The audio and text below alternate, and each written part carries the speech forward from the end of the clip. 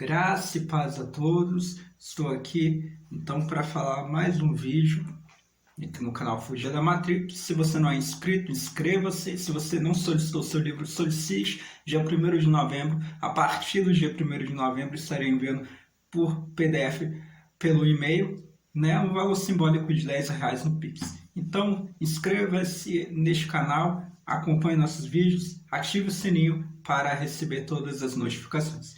Bom, então o assunto são dons. Eu vou dar uma pincelada neles e vou aprofundar no dom de línguas, que é o que mais interessa aí, principalmente no meio pentecostal. Bom, então, primeiramente, 1 Coríntios 14:1. Correr atrás do amor e desejar com zelo os dons do Espírito. Paulo ele está incentivando aos cristãos buscarem os dons do Espírito Santo, igual no capítulo 12. Ele começa falando: quanto às coisas espirituais, meus irmãos, quero que saibais, né? Ou quanto aos dons do Espírito Santo, não quero que sejais ignorantes. Então, o desejo do apóstolo Paulo era esse, que buscassem os dons do Espírito Santo, mas que primeiro buscasse o amor o qual ele chamou, né, ali de um dom supremo, né? Ele deixou ali destacado no capítulo 13 desta carta. Bom, detalhe aqui, há só um Espírito que opera em todos, com a diversidade de dons. Então eu não posso ter todos os dons ao mesmo tempo. Por isso que tem um que interpreta a língua, outro que fala, um que profetiza, outro que tem maravilhas, curas, e por aí vai. Cada um tem um dom. Aí vai um edificando o outro, um vai completando o outro. Por isso que é um corpo, né? Não tem como ser todos olhos, todos nariz, não tem como. E aí ele fala: por acaso todos falam em línguas ou todos interpretam?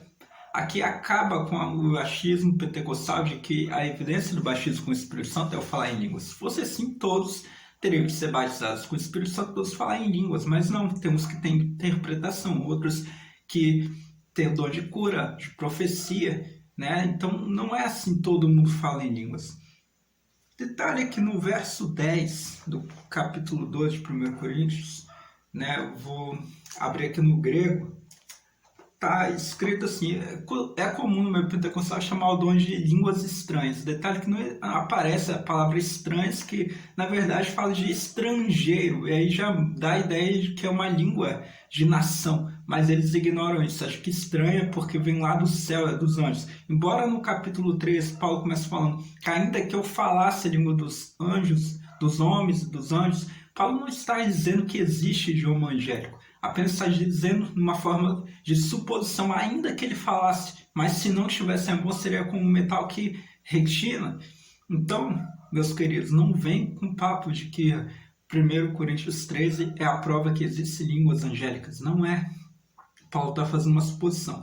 Então, aqui no 12, verso 10, diz assim: dia tudo o file e gune. Peraí, tá errado, tô vendo que tá errado. 12, 10. Agora sim. Alô de energimata dunameno, alô de profetia, alô de diacrisis pneumatum, hétero de gene glossum. Hétero, diferente, né, de outra natureza, de gene glossum. Gene é de povos, nações, glosso é língua. O dicionário grego só vai traduzir línguas como glosso, língua de idiomas, e também a língua, o órgão. Não existe esse negócio no grego da palavra glosso ter uma outra conotação como uma língua de anjos. Não tem isso no dicionário grego. E o detalhe é que a palavra que vem antes de glosso aqui, em 1 Coríntios 12, 10, é gene, que significa idioma, que significa povos, nações. Então, é uma raça, um povo, uma nação. Então, é um idioma regional, de uma nação, de um povo, não é um idioma angelical, não existe isso. Aqui o texto está claro que é um idioma de uma nação. Então, o que estava acontecendo em Corinto? Corinto era uma cidade muito conhecida ali no Peloponeso, no grego, que era uma cidade portuária estratégica onde passava gente de todo o Mediterrâneo, então gente de todos os idiomas. Quando chegaram ao culto, em Corinto queriam falar seu próprio idioma, porém o povo local que falava grego não entendia. Então era preciso um intérprete. E Paulo fala que estava uma bagunça aquele culto e prefere colocar ordem. Porém que, olha, o que fala em idiomas, assim mesmo, eu estou na versão da Peshitta, né, que já traduz como idiomas, não línguas. O que fala em idiomas, assim mesmo edifica, mas o que profetiza edifica a congregação. Por isso que ele colocou o dom de profecia, ele fala que no verso 1, a outra parte, mas especialmente que profetizais. Porque o dom de profecia edifica a igreja. O dom de línguas você fala em mistério com Deus, só você e Deus entende. Quem está ouvindo, que não fala aquele idioma, não vai entender. Então ele fala, olha, que há vários sons no mundo, mas nenhum é incompreensível, né? Não existe esse negócio de uma língua incompreensível. Por acaso Eslava, Ashura, Cantala, Macebe, Arábia, tem alguma compreensão nisso? Não tem. Estudiosos linguistas fizeram estudo a partir dos anos 70. A partir de 1970 foi interesse da linguística estudar essas línguas nas igrejas. E por incrível que pareça, a origem não é cristã, é uma origem gnóstica antes ainda do cristianismo. Os gnósticos já inventavam esse sistema de glossolalia religiosa, que era falar um monte de palavras desconexas em nenhum idioma conhecido na Terra, para manifestar o espiritual. E hoje os espíritas e também os cristãos protestantes usam esse recurso religioso que não tem nenhum fundamento bíblico, mas para os pentecostais tem. Bom, detalhe aqui, o dom existe, mas o dom verdadeiro é um idioma da terra.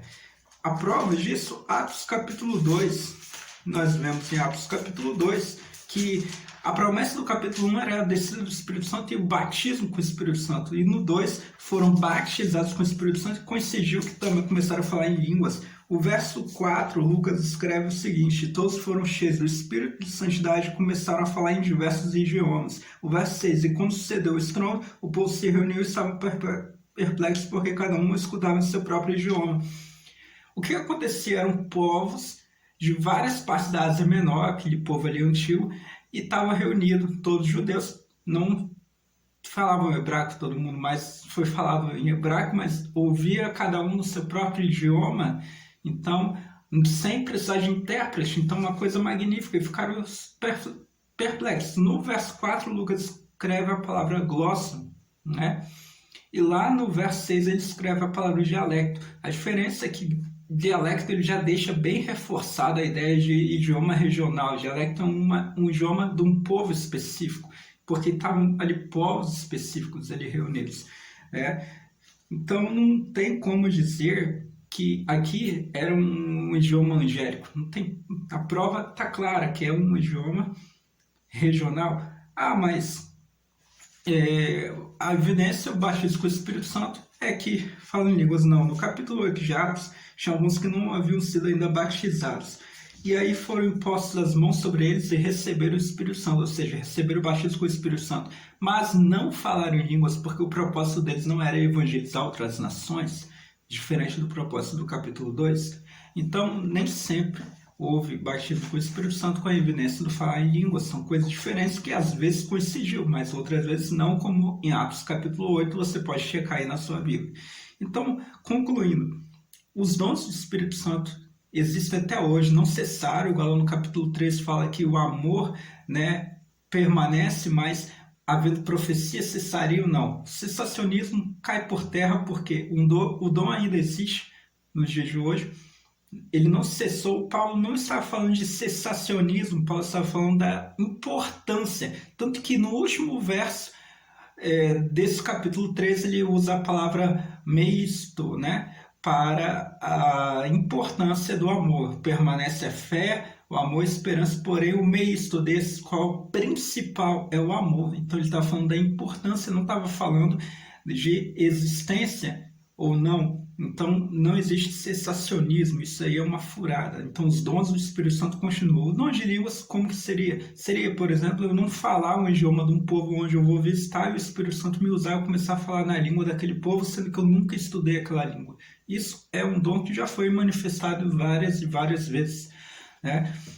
Então, esse é o dom verdadeiro de línguas, não essa gritaria maluca que se encontra muito aí nas igrejas pentecostais. Lembrando aí o que eu disse, que não é de origem cristã, mas de origem lá do pessoal gnóstico. Bom, espero que tenha ficado claro. A graça e a paz do Senhor Jesus.